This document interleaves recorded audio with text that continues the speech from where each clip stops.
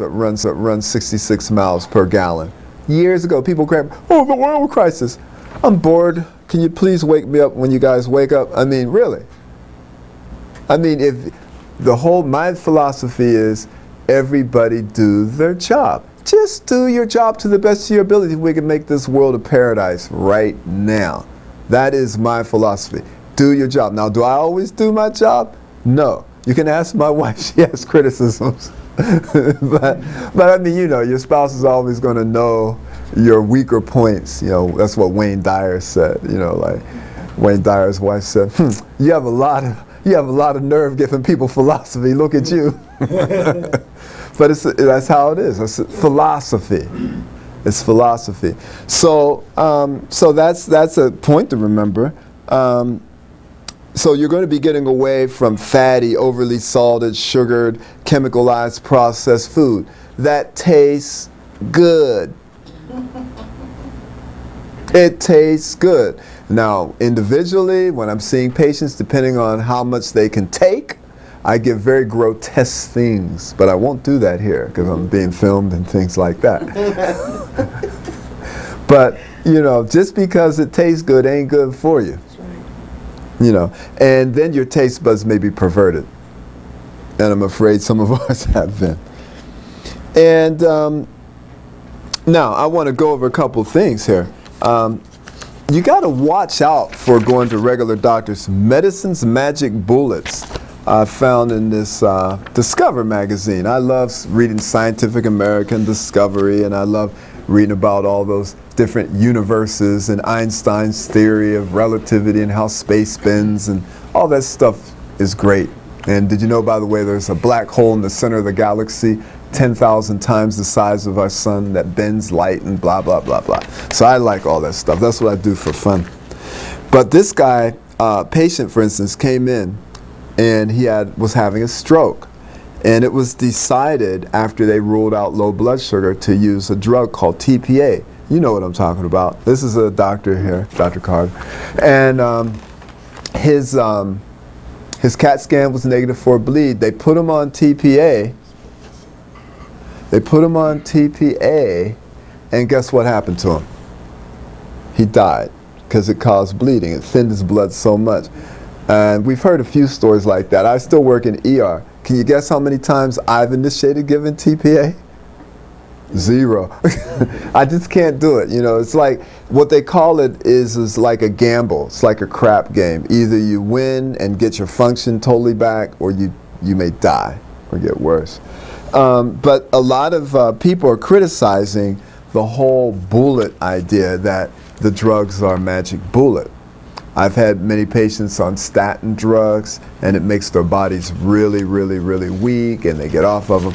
We can get cholesterol down in about 4 to 6 weeks, from like the high 200s down to 130, 140 with this program. And no need for drugs. It's estimated in the Journal of American Medical Association, and that was 1998, the number in that particular article was thought to be about 100,000 people dying from drugs a year. 100,000 people in America dying from drugs a year. And they rush drugs through now. And also, I found something interesting. Industry-sponsored research. In other words, the company doing their own research, they found the drugs, let's say, beneficial 87% of the time. But general research, 65%. So there's some bias there. Wouldn't you say? And I remember this drug when I was doing my internship at the Mercy Hospital in Pittsburgh.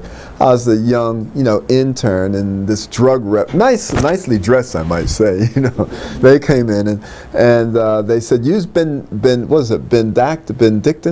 I think it was Bendictin for nausea for pregnant females. And I said, sure, okay. You guys did your research. I'm sure you guys are well. You look like you know what you're doing. Then 6 months later, oh, we're taking it off the market, causes birth defect. I see it'd be a cold day and you know where before I listen to drug reps. I just look at them. See? I just had all of my carotid arteries. I just did it just to see what they look like. It'd be a shame for me to sit up here and talk about reversing cardiovascular disease. But they said my arteries look like a teenage arteries. I'll be 55 this year. So that's a blessing. They didn't even see, they said just about everybody, majority of people, 85% or more, have intimal thickening. And that's the inner lining of the arteries, thickened by the age of 40s, in their 40s. And they said 0. So I've been living this diet, I've been doing it. And why did I do it? Philosophy. The why you do it. It can be, now your philosophy can involve whatever you want. It can be religious, it can be strong thought, it can be a combination. And mine is personally a combination because I think it makes the world a better place, and that's serving the Creator in my own way. You know? So, so I wanted to just say, thank you for listening to this. Philosophy is very sweet. Know it, it's like a spirit or something. It's almost, you can't even hold it or touch it on a physical level. I saw this movie last night, and this one being was nothing but gas. And this other strong guy thought he could beat it. But this being of gas was very powerful because it could cause a lot of things to move. Yeah.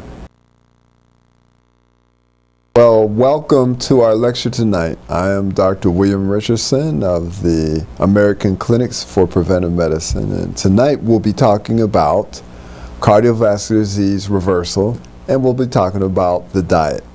This is a most interesting part because this is a very big part in reversing heart and artery disease. It's the basis of it, it's the diet.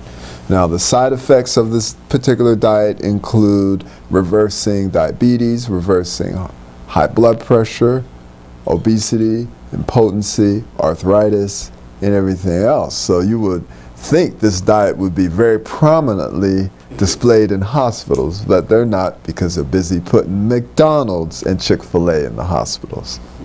Okay. We might add, it prevents these things too. That's right.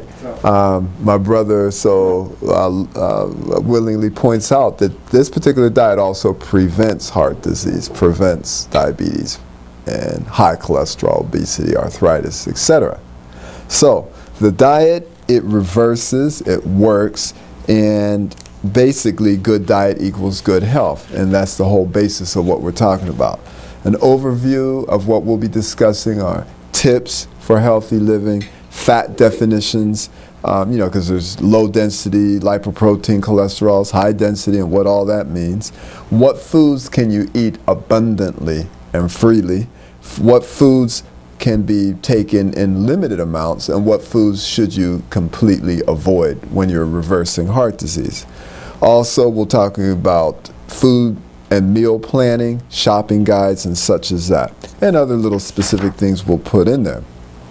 The good thing is that you can eat all prescribed foods until you're satisfied as much as you want. The more you eat, in fact, the more you will reverse the heart disease and the more you'll lose. Isn't that interesting? So there's no starvation here or anything like that. Actually, compliance to the program can be helped by eating more frequent meals. For instance, our anatomical cousins, the gorillas, roam the forest, eat and rest, then roam the forest, eat and rest, and do that several times throughout the day. And you want to include balanced meals, and we'll explain what that means, including sprouts, beans, other legumes, and some more sparingly nuts and seeds because of the fat, and then lots of dark green leafy vegetables, maybe some whole grains. And if you eat a balance of those foods, you'll get all the protein and nutrients you need. And we also have a study guide called The Keys to Health. Now, the foods that you can eat abundantly are going to be very congruent with this article I have from the Journal of the American Medical Association. This hasn't been on TV, this particular article, and I'm going to read the heading of the article. It says, effects of a dietary portfolio of cholesterol-lowering foods versus lovastatin, which is one of those statin drugs that lower the cholesterol, on serum lipids and C-reactive protein. Serum means in the blood, lipids, that's fats in the blood. So they're saying, what effect does diet have on lowering the fats and the cholesterol and whatnot in the blood compared to the #1 drug used? The #1 drug, which has side effects like liver disease, it destroys your coenzyme Q10, can throw you into other problems. And it also compares the diet, I'll just say diet, versus cholesterol-lowering drug on a blood test that we do called C-reactive protein. The C-reactive protein is a measure of inflammation of the arteries of the body. Why is that important? Because if the arteries become inflamed, they engorge with inflammatory material and can cause more blocking. So many people who come into my practice, they may have a high bad cholesterol, which is the LDL cholesterol, which stands for low density lipoprotein cholesterol, and a high C-reactive protein. And when we're done with them on our program, both of those fall dramatically. Okay? Now, the objective of this study, which was it was published July 23rd, 2003, was to determine whether a diet containing plant sterols and viscous fibers. We'll get into that. Viscous fibers mean that it's mucilaginous-like fibers, like oatmeal and stuff. You know, it's kind of mucousy. And also soy protein and nuts. And all those things, legumes and vegetables, in a nice array or combination. Can these recommended food components lead to cholesterol reduction compared with the drug, the statin drugs? That's the question. So the results were that they had a controlled group which was on a regular diet, and the LDL, the bad cholesterol, went down maybe 8%.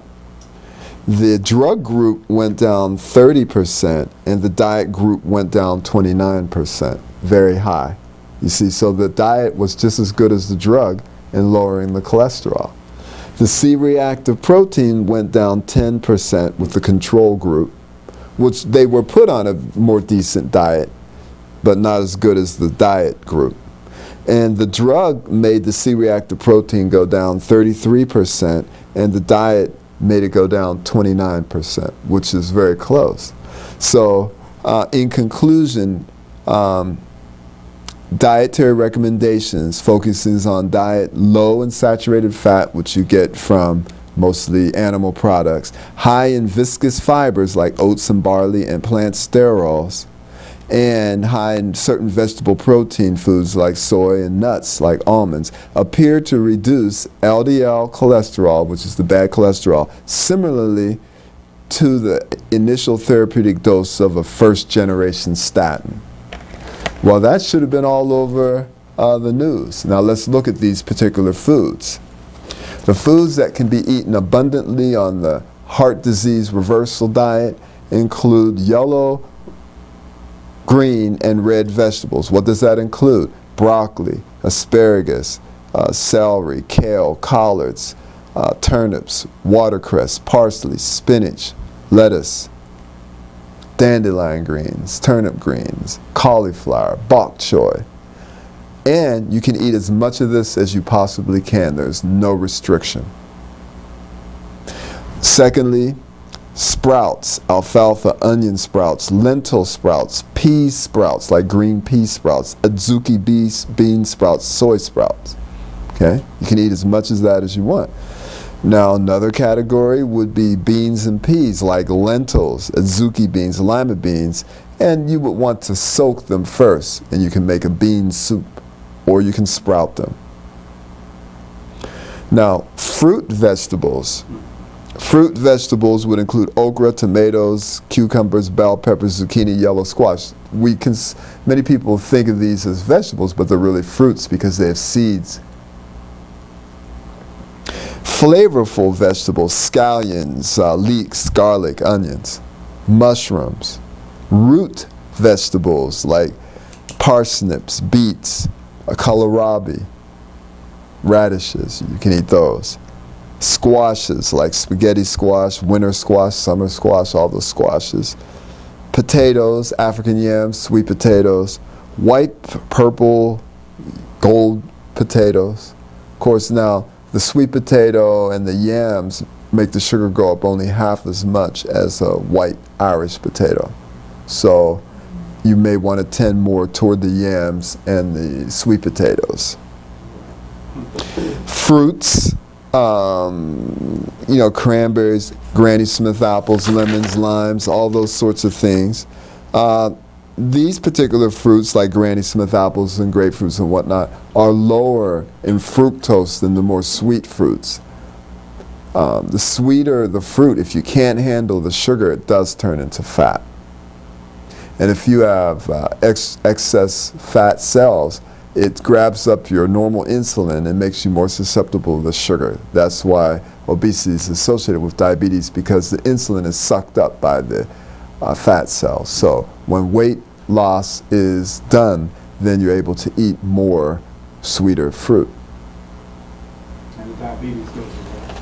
And the diabetes many, many, many times goes away, and completely many times. Then there's the category of whole grains. Some whole grains produce more sugar than others. The least amount of sugar is produced by quinoa. That's Quinoa. And you can sprout quinoa very easily. Millet, M-I-L-L-E-T, amaranth. These produce less sugar. And of course, they put corn here, but corn is really a grass. It's really a grass. Whole grain products can be consumed. Now, if one is diabetic, they have to watch the grains, because the grains are turned into sugar if you eat too much of it. So the basis of the diet more so should be vegetables than even grains. And lots of them. Today I had a salad. It was made of mixed organic greens, raw kale greens, tomato, and raw broccoli. Now broccoli is best eaten raw. Do you know why? Because the anti-cancer agents, the indoles in it, that if you cook it, it smells stinky, you know how, and it gives you gas, that's all sulfur containing. And if you cook it, you kill those things, and you don't have the cancer prevention as much. So if you must cook it less. Also, cutting it increases, cutting it and letting it sit for a while increases the anti-cancer potential of broccoli. And you want to eat organic broccoli. How does it do? It does that because certain enzymes are released that help start to digest the broccoli and open up the cells to let those good things out. Now, marinating broccoli and greens is excellent, because then that really brings it out. You can take like a bunch of greens, wash them. My favorite greens are kale greens. Then you can chop them up. Then you can add crushed garlic, like 2 or 3 cloves per bunch of greens. Maybe 1/3 of a cup of olive oil. You can add a half of lime or lemon juice, maybe a pinch of sea salt, and then some thyme and some marjoram herbs. Could you elaborate on that raw food aspect and why it's so important? And cooked greens are one thing, it has some value, but the raw greens is where we really get people. Well, the raw greens have more organized bonds, let's say chemical bonds. When you cook them, they denature a little like that, and therefore the enzymes it's more difficult for our enzymes to digest it. The plant enzymes that are in the plant or our enzymes. Also, you kill the enzymes in the plant when you cook it, so that the digestion is harder and pulls more of our energy to digest it. The raw greens are more cleansing because the fiber is stronger, so it's going to have a better effect in releasing the cholesterol out the body, because a lot of cholesterol is dumped in the GI tract. So it's going to pull it out like that, the raw greens. And you just have to make them flavorful. It's much stronger for you. It does still produce pot liquor, by the way. You know, well, some people may not know what that is, but we know that that's an old Southern word for the juices at the bottom of cooked greens. But then if you chop the greens and let them marinate, then you're going to get a pot liquor too that's worthy. Could you also comment on the animals that don't cook or boil? Right, that's right. You know, that well, there are no animals that cook any foods except humans, and we're the only animals that have heart disease, arthritis, obesity, and whatnot. For instance, we are more like genetically gorillas and orangutans. And gorillas are 500 or 600 pounds. It's not about size. It's about strength, power, and purity in food, diet, and whatnot. The gorillas spend 30% of their waking time eating 50 to 60 pounds of food a day. 40% of their diet are dark green leafy vegetables. Therefore, they eat 22 pounds of dark green vegetables a day. There was an experiment on the Discovery Channel. And in this experiment, they had to have about a dozen a dozen human subjects live next to a gorilla. Or probably several gorillas, probably at the zoo. And they built little bungalows for the humans to stay in. The experiment was that these average humans, this was in the US, the average US citizen humans had to eat exactly like gorillas for 2 weeks. They had to eat everything, they had to try to eat everything the gorillas ate. So the average to catch up to the gorillas per weight was about, you had to eat 11 pounds of food a day. A couple of people, they vomited. They couldn't keep up with eating all the food. They had to eat fruit, and then they ate vegetables, all raw. You know, lettuce, greens, cauliflower, eat. They had to eat. At the end of the 2 weeks, everybody had lost 20 plus pounds. Everybody's cholesterol dropped like 40 points. They felt great energy. One guy made a comment, I've been eating meat every day my whole life, and this is ridiculous. I feel great. So why not call it the gorilla diet? And, you know, for instance, getting back to the grains, most of them have to be cooked, so they're not really our natural food. Not if you really have to cook it. Because it's not natural to cook food, just like it's not natural to cook hair. Now they call it here cooking herbs and spices, but let's say them flavoring herbs and spices. You got fennel, dulse, cayenne, wakame, which is really seaweed. And it's not that salty, and it's very flavorful. And you can sprinkle it on your food. Tarragon, thyme, I mentioned, allspice, sage, saffron. They flavor the food and give it nutrition as well. Cinnamon's good for diabetes. Sage is good for pregnancy and hair growth. Stinging nettles is good for hair, breastfeeding, and prostate health. And our ancestors used all over the world these herbs. In fact, leading herbs for the prostate include saw palmetto, which is a Native American herb, stinging nettles, which is an ancient European herb, and Pygeum africanus, which obviously is a South African herb. And everybody's using them in combination because you get more power. Mix that with lycopene, which is the red pigment of strawberries, watermelon, and tomatoes, and mix that with zinc, and you have a great prostate supplement, which we sorely need. Now, now the foods to carefully eat or eat in a limited way would be any juice for sure, because juice will make you gain weight because it doesn't have, fruit juice, will make you gain weight because it doesn't have fiber, and the sugar is quickly absorbed. And we remember what happens with excess sugar in the body, it's turned into fat. Are you talking about like if you take your own apple and you squeeze, make your own apple juice, or you talking about store-bought apple juice? Either one can have a lot of sugar. If you're diabetic, you have to avoid fruit juice like that, period. And it would be better now, imagine this. This is a different concept. There's whole food concept, where if you're going to, let's say you're going to consume an apple and some blueberries, why not put it in water with a little sprouted, holistic protein powder if you can take the mixture, or if not, spirulina, for instance. You know what spirulina is? It's a green powder, usually a powder that comes from the seed. It's a microalgae, and it has protein, vitamin B12, and beta carotene, and iron. It's really good. B12.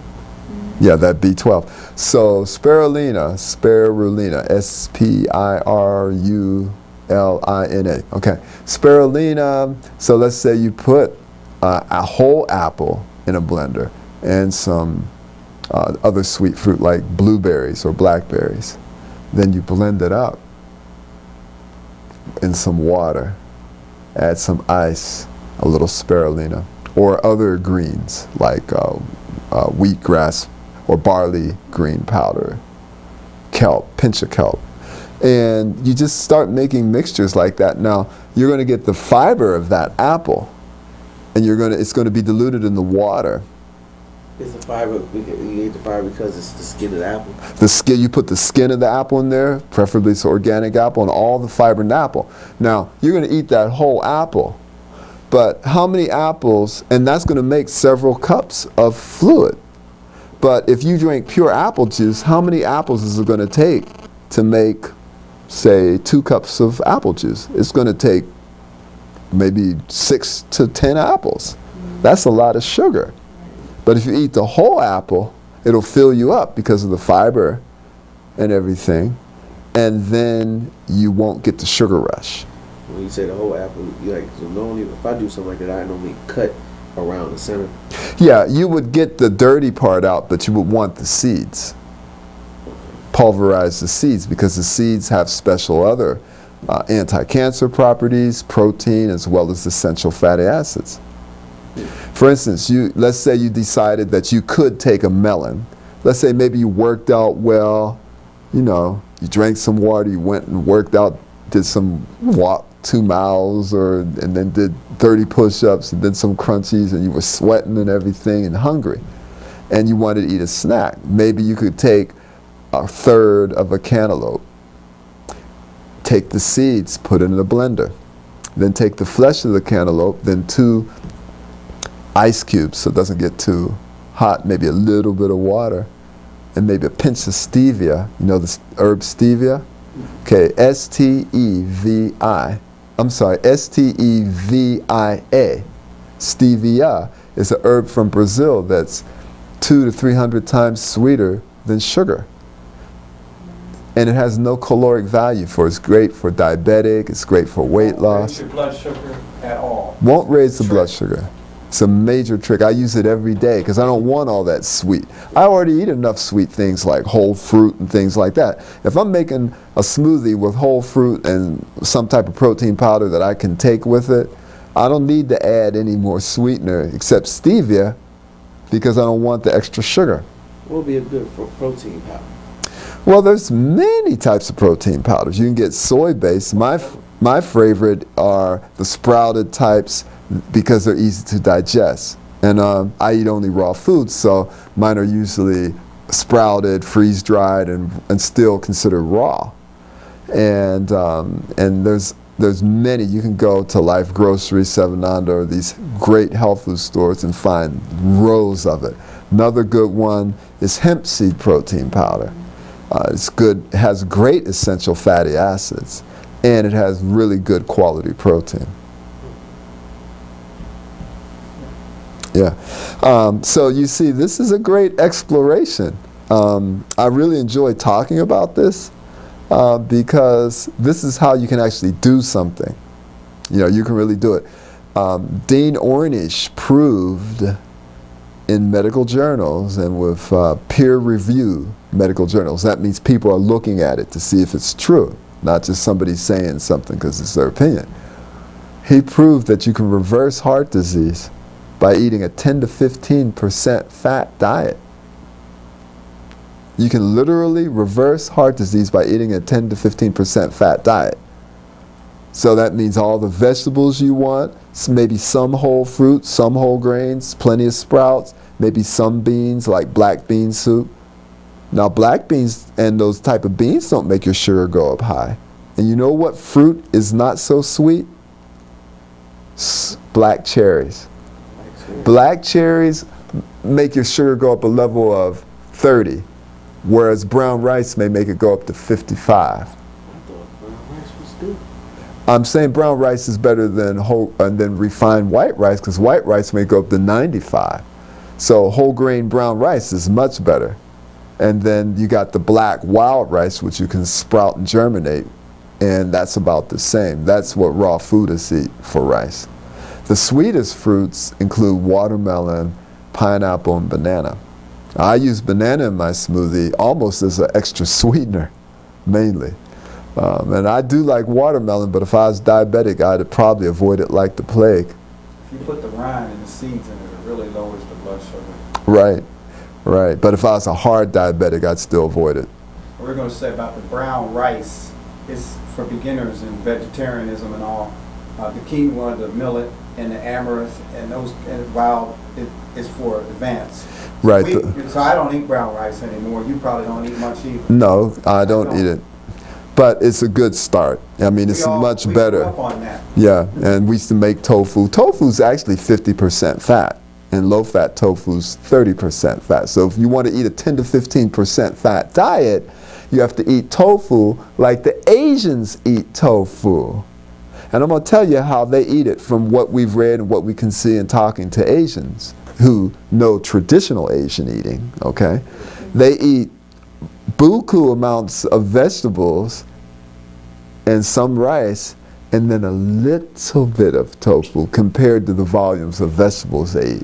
And if they eat flesh, they eat smaller amounts of flesh and buku vegetables and rice.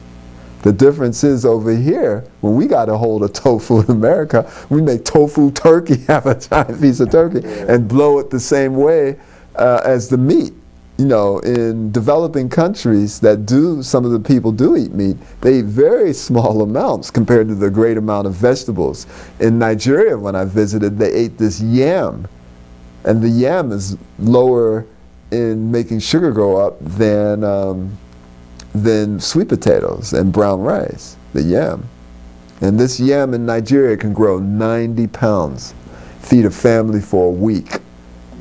I've seen it with my own eyes. It's amazing. Been over there. It also controls the sickle cell. It controls the sickle cell, and it's anti-cancer too. Yeah, yeah, that too. What kind of rice you said this was? Black rice? Well, black rice is wild rice, so-called wild rice, and it still has the casing in it, and you can actually put moisture on it and it'll sprout. So it can be living rice. Whole grain brown rice is a little more refined, but not like white rice at all, and it's still whole grain and not bleached. It's relatively a decent food if you handle it well, really. Quite decent. I mean, the decent, typical, best cooked vegetarian foods would be, well, of course, a salad, because you want some live food, and then lightly steamed vegetables, you know, whole grain rice, and a little bit of beans to balance the protein. Now you can eat the beans another meal just with vegetables. That's optimum because that's food combining.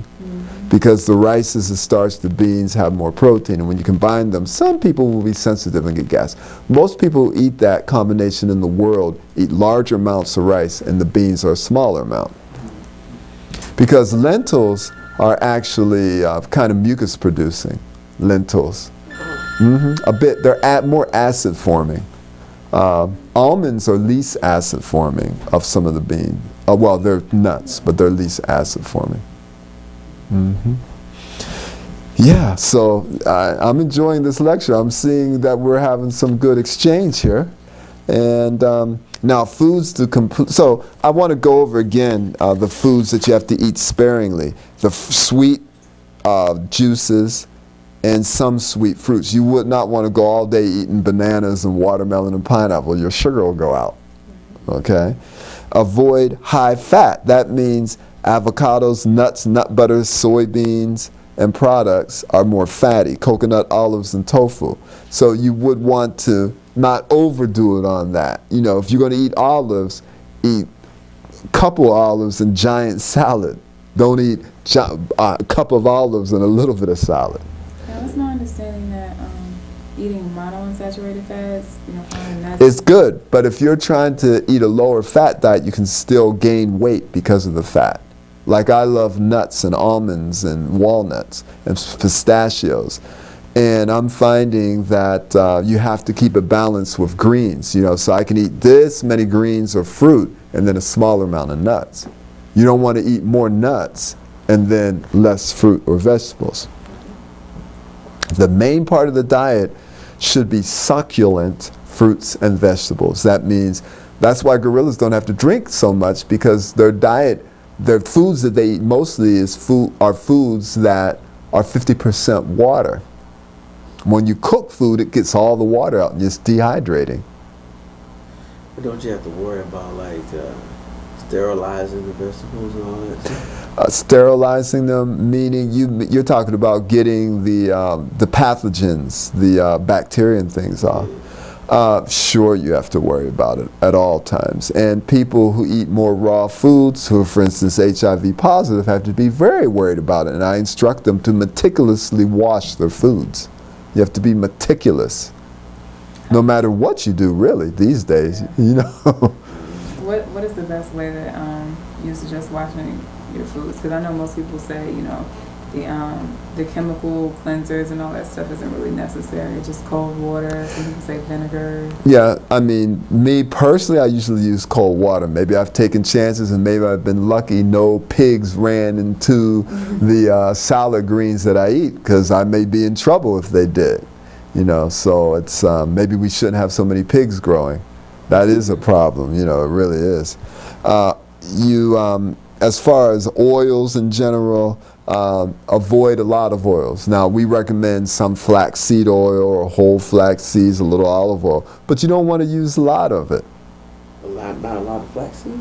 Not a lot if you're trying to lose weight, because it's fat, it's oil again. It's still calories, concentrated calories. Now, I'm sorry. Omega-3, omega-6, omega-9, is that supposed to be beneficial in reversing the heart disease? Because I know a lot of times it comes with the oils. Right. First of all, the fish oils per se can help lower the cholesterol, make the blood thinner. On the other hand, Eskimos eat so much of it, it makes their blood so thin they actually get more strokes in the general population. And they have osteoporosis a lot because they eat so much flesh from the fish. And the reason meat and dairy products cause osteoporosis, whether it's fish, because it pulls calcium from the bones to buffer the sulfuric acid that's formed in the blood from eating of the flesh. Alcohol should be avoided or limited, because one shot of alcohol is worth a whole meal of holistic food. Just one shot. And they say if you drink one drink of alcohol per week, it increases your chances of getting breast cancer if you're female. One drink a week. Yeah. Now, the foods that are to be completely avoided: consume no foods of animal origin. No foods of animal origin. No meats, no shrimp, no fish, no cheese, no cow's milk, nada. I'll explain it to you. First of all the meat, all of it contains cholesterol, even the low-fat fish. The shrimp contains even more cholesterol, 2 to 3 times more cholesterol. And the organ meats of land animals contain 5 to 6 times more cholesterol. Okay? The problem with any dairy products like milk or cheese, even zero fat, or I think that's skim milk, even zero fat, dairy products, contains the milk protein called casein. And that casein scars the blood vessels and sets up more hardening of the arteries. Also, the casein helps make cancer grow. In fact, meat and dairy products are like fertilizers for cancer. So I just want to say, they're really getting us on the television. They'll show your grandmother, and then they'll show an egg, and they'll say, well, with diet you can do some things, but your grandmother can't do anything about it. Lying to you. Yeah. It is in the diet. It ain't got nothing to do with grandma much. Yeah, very rare. It's the cholesterol, hereditary diseases. I think I've seen one of them, maybe one or two, maybe three, but probably no more than two of my whole medical career, which technically started when I graduated from medical school in 1979. And I saw one guy, he was 23, had a heart attack. And the higher powers, you know, my up doctors, the doctors who were governing me, he wasn't my particular patient, but we commented on our rounds, and they said he had a particular familial cholesterol disease. That's the only one documented. Nowadays, we're having people get heart attacks at the age of 16. And that was not hereditary because this particular person was 185 pounds at 16, had adult onset diabetes, and had adult-like high cholesterol. You know? So we want to avoid all animal products, and we pretty much want to avoid oils, except sparingly use flaxseed oil, maybe olive oil sparingly, more sparingly. We want to avoid MSG and all those bad food additives, and saccharin, NutraSweet, and aspartame. Why? Because that increases your hunger, stimulates hunger, these artificial sweeteners. So instead, use stevia. Agave. And agave is possible too, A-G-A-V-E, agave. But it comes from the cactus. Yeah, it does. That's what they make tequila out of, actually. Fantastic sweetener, yeah. Mm-hmm. Yeah, I didn't know that many cactuses on the planet to be making all this. Go to the store, bottles and bottles of it. Man, there must be a lot of cactuses. There are. You see agave down at the botanical gardens. They got them all over. This is where this sweetener comes from. Mm-hmm. And then I'll just mention some substitutions. Butter, there's really no substitution, or a little bit of flaxseed oil or spectrum canola oil margarine, although it's not optimum to use a lot. Cheese, maybe non-fat soy or almond cheese, that's possible. Chips, maybe non-fat chip. You know, but if you eat too many rice cakes, it'll make you gain weight because it's all those carbohydrate calories. It'd be better to eat a little bit of whole grain rice or wild rice and lots of vegetables. Incidentally, the green leafy vegetables, remember how we were talking about a few numbers like white bread and white rice make your sugar up to 95, cherries 30, black beans 30, sweet potatoes and whole grains maybe 55 or 50. Dark green leafy vegetables only make your sugar go up 15. So very low. So dark greens are ideal for diabetes, heart disease, and hypertension, and obesity. Dark greens, and plenty of them. If you want deli meats, you could eat no-fat, soy-based deli meats. You could do that. Eggs for eating, none really. Enriched pasta, you could get no-fat, whole wheat pasta or durum pastas. Hamburgers, you could get no-fat soy or grain burgers. Hot dogs, no-fat hot dogs, because you're really emphasizing no-fat or low-fat. For milk, non-fat rice, soy, or almond milk, those types of things. And it goes on and on and on. You can get baked, like I said, baked chips and those things if you want. White rice, you can get the whole grains, you know, and that sort of thing. It's amazing when you walk into a health food store, all the great products they are. One of my teachers, Mr. Russell Harrison, he's a great herbalist in Los Angeles. He walked me through a health food store one time. He said, most of this stuff really isn't that great for you. You have to do the same thing. You have to go around to the produce. You know, you don't need 15 shelves of various chips.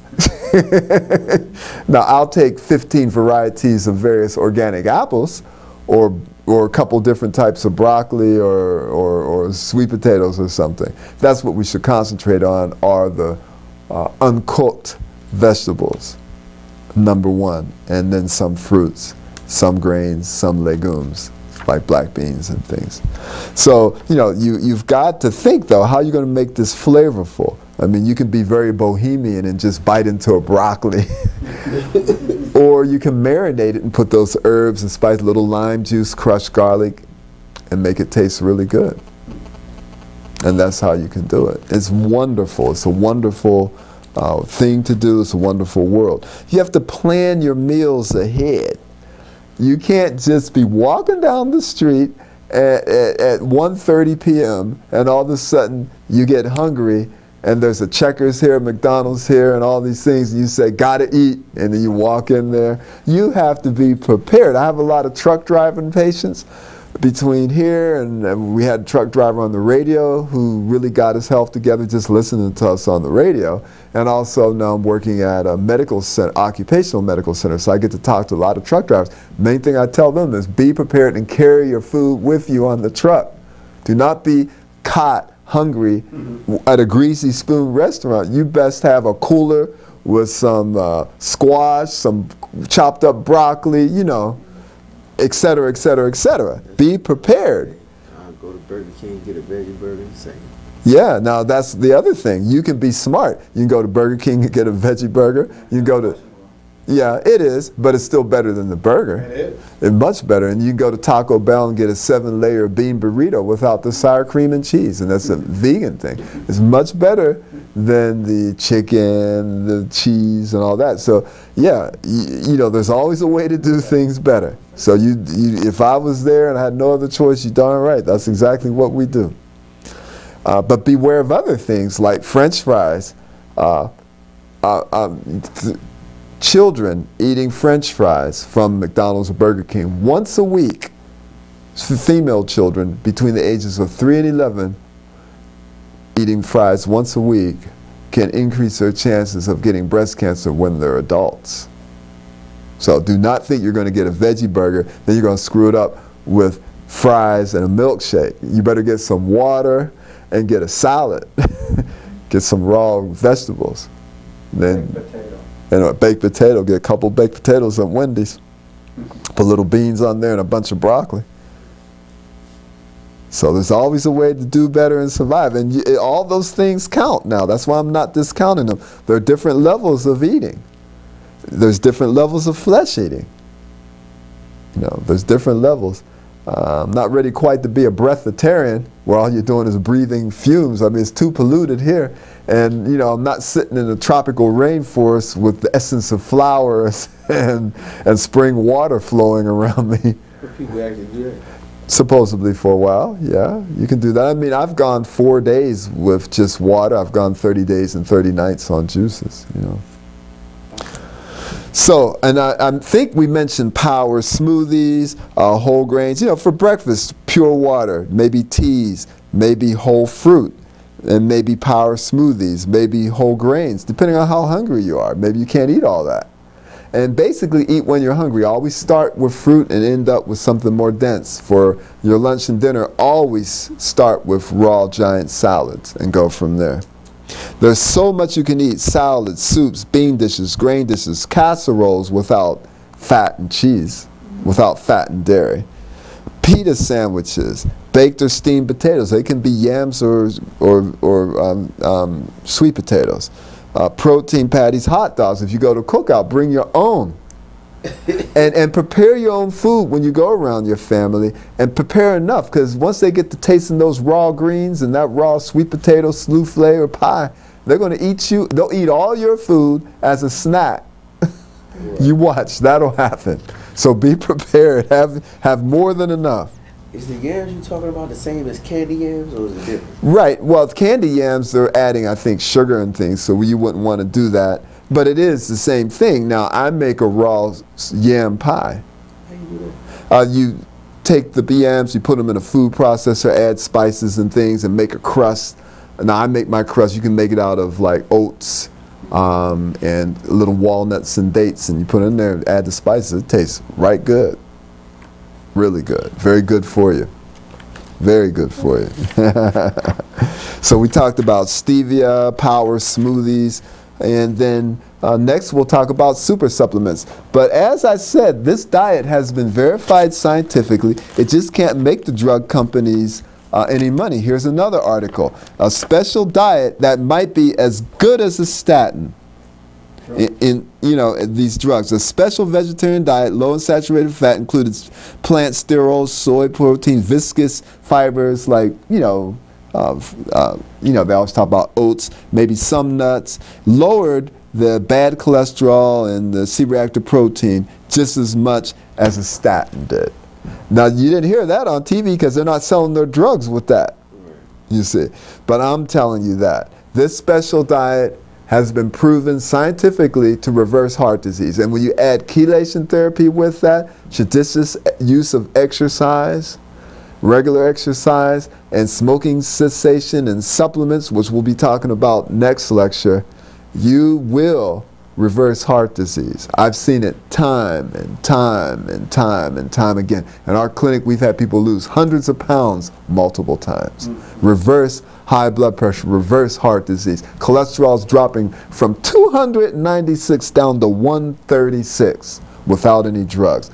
All we see in that. Reversal of disease going to the brain, all that. And it's a lot cheaper to come through this type of program than to go and get open heart surgery for $135,000 and all the trouble and possible brain damage when your blood gets hooked up to the heart machine, artificial heart machine, when they freeze your heart. And it's no fun taking a saw and going zzz and then pushing you aside. And when you could come to me and get it done for a fraction of the cost. So I think I'll stop there. And do you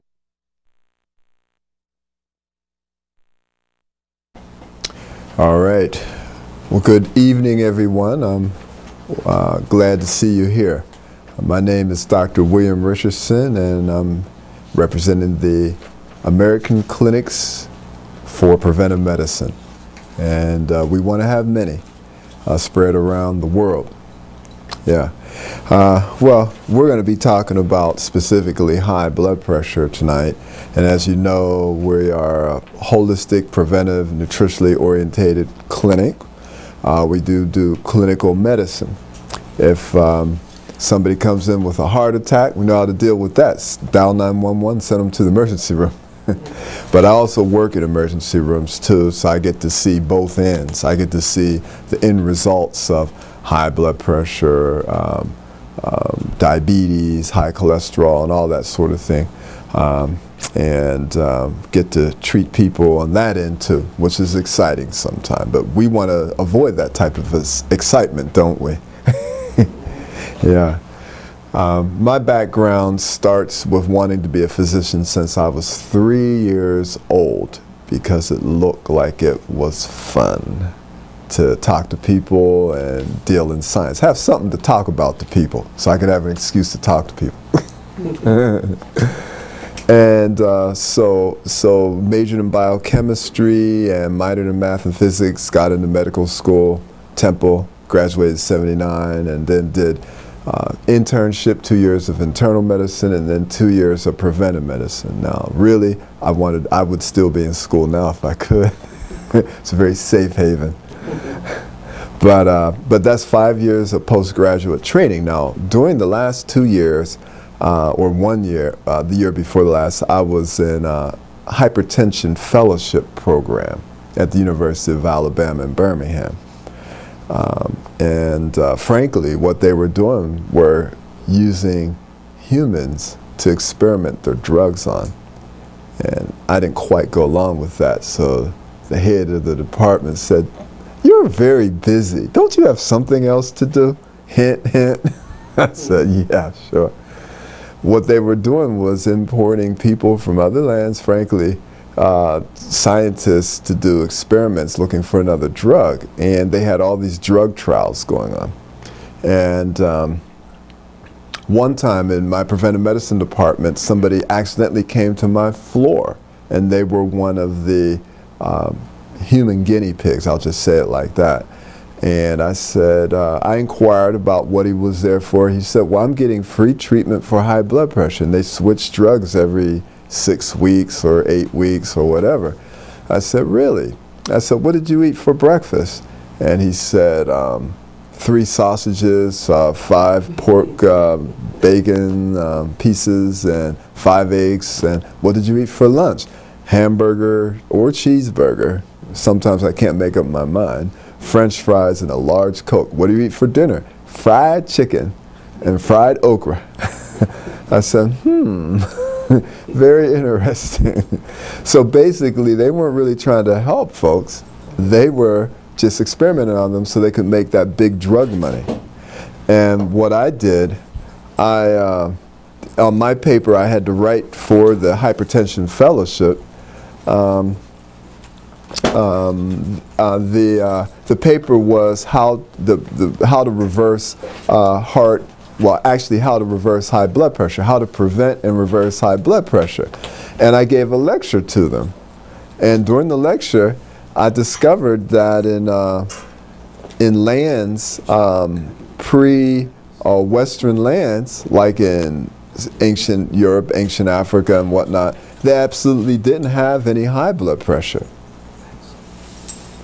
So I presented that to the class, to the other group of scientists, and my conclusion was about 85 to 90% of high blood pressure could be totally prevented or treated without drugs, ultimately.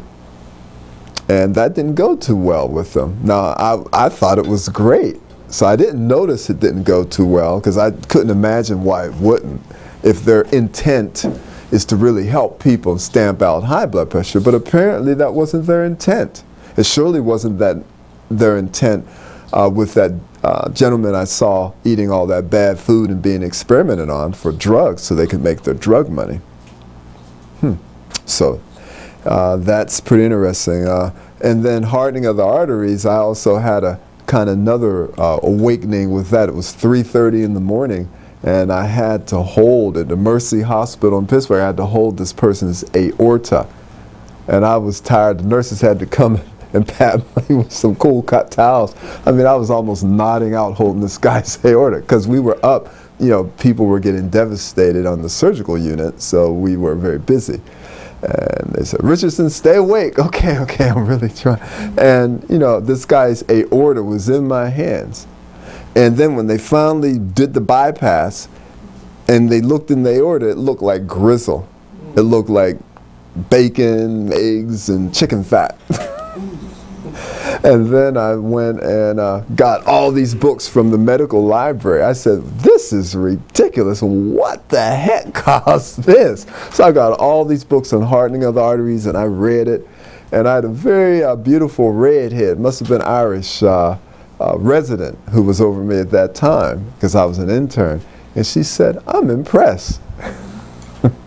So I'll never forget those stories. But high blood pressure, it's a very interesting disease. If you look at, for instance, African populations, about 1 in 3 African Americans and 1 in 5 European Americans in America have high blood pressure. If you look at the patterns of high blood pressure in South Africa, the rural blacks have very little high blood pressure, and then it quadruples when they move to the city. Why? Because, you know, your grandmother doesn't live down the street. You have to deal with city life. You have to deal with fast food, no exercise, all that sort of thing. A quadrupling. And then when medical missionaries from the West first came to Africa in the year 1900, not one case of high blood pressure could be found on the whole continent. Not one case. I was amazed when I presented this data. I thought it would be so well received, but of course they wanted me to be busy doing other things, not telling that. So we want to define high blood pressure. High blood pressure is the increase in systolic and diastolic measurements in millimeters of mercury because the mercury is pushed up. You've seen the sphygmomanometer. Can everybody say sphygmomanometer? Okay, that's pretty good. I had to practice it a few times. You guys are smart. And what's a normal blood pressure, by the way?